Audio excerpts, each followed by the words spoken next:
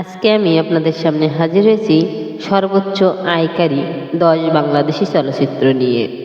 Number 10, শান্ত কেন মাস্তান। আম্মাজান cinema মুক্তির আগের বছর মান্না অভিনীত এই ছবিটিও বাণিজ্যিকভাবে বেশ সফলতা পায়। 1998 সালের 31 জুলাই মুক্তিপ্রাপ্ত এই ক্রাইম ফিল্মটির বাজেট ছিল 90 লাখ টাকা এবং এই মুভি থেকে আয় হয় 10.5 কোটি টাকা। নাম্বার 9, সত্যের মৃত্যু নাই। এটি ছিল অভূতপূর্ব এক হত্যা মামলার রায়ের চলচ্চিত্র রূপ। এখানে বিচারপতি ছিলেন আসামির বাবা, সাক্ষ্যদানকারী আসামির মা এবং আইনজীবীরা ছিলেন তার আপন খালাতো ভাই বোন। এই ছবি থেকে আয় হয় 11 কোটি টাকা। নাম্বার 8, আম্মাজান।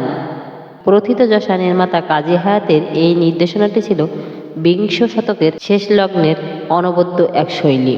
মুভিটি নির্মাণে খরচ হয় 1,02,00,000 টাকা এবং মুভি থেকে আয় হয় 11 কোটি টাকা। নাম্বার 7, পরাণ। দেশের সমসাময়িক এক সত্য ঘটনা অবলম্বনে এই রোমান্টিক থ্রিলারটি নির্মাণ করেছিলেন তরুণ নির্মাতা রায়হান রফি। এই মুভিটির বাজেট ছিল 83 লাখ টাকা এবং এই মুভিটি থেকে আয় হয় 12 কোটি টাকা। Number 6, password. 2019 সালে ইতোমধ্যে শাকিব খানের তারকা খ্যাতি সবার ঊর্ধ্বে। এবছরই 5 জুন সারা দেশ জুড়ে 177টি প্রেক্ষাগৃহে মুক্তি পায় তার অভিনীত অ্যাকশন থ্রিলার পাসওয়ার্ড। 3 কোটি টাকা ব্যয়ে বানানো সিনেমাটি মুক্তির প্রথম সপ্তাহে তুলে নেয় 11 কোটি টাকা। এ মুভি থেকে মোট আয় হয় 12 কোটি টাকা। নাম্বার 5, প্রিয়া আমার প্রিয়া। বদিউল আলম খোকন পরিচালিত এই ছবিটির মাধ্যমেই শুরু হয় শাকিব খানের আকাশ সম তারকা খ্যাতি অর্জন। 2008 সালে 13 জুন মুক্তি পাওয়া এই রোমান্টিক অ্যাকশন ছবিটিতে তার নায়িকা ছিলেন সাহারা। এই মুভি থেকে ইনকাম হয় 15 কোটি টাকা। নাম্বার 4, হাওয়া। করোনা মহামারী পরবর্তী সময়ে যে কাজগুলো দেশীয় সিনেমাকে পুনরায় তুলে ধরেছিল সেগুলোর মধ্যে এই হাওয়া একটি। ছবিটি বাংলাদেশের অস্কার কমিটি 95তম অস্কারের সেরা আন্তর্জাতিক ফিচার ফিল্ম বিভাগের জন্য নির্বাচন করেছিল। এছাড়াও এটি স্থান পেয়েছিল 80তম গোল্ডেন গ্লোব প্রতিযোগিতার শর্টলিস্টে। এ মুভি থেকে আয় হয় 16 কোটি টাকা। নাম্বার 3, স্বপ্নের ঠিকানা।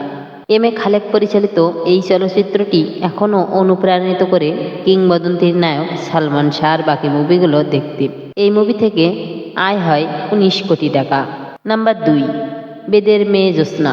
তোজাম্মেল হক বকুল রচিত ও পরিচালিত এই মুভিটি বাংলাদেশের মুভি আর্কাইভের সেরা মুভিগুলোর মধ্যে অন্যতম।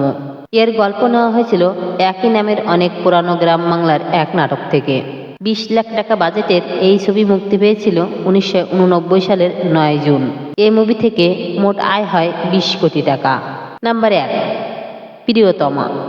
2.5 কোটি টাকা ব্যয়ে নির্মিত এই রোমান্টিক অ্যাকশন ছবিটির পরিচালক, চিত্রনাট্যকার ও সংলাপ লেখক হিমেল আশরাফ। এটি ছিল তার দ্বিতীয় মুভি নির্দেশনা। এ মুভি থেকে মোট আয় হয় 41.23 কোটি টাকা। এই 10টি মুভির ভিতরে আপনাদের সবচেয়ে পছন্দের মুভিটি কমেন্ট করে নিশ্চয়ই জানাবেন। ভিডিওটি ভালো লাগলে সাবস্ক্রাইব করে পাশে থাকবেন। ধন্যবাদ সকলকে।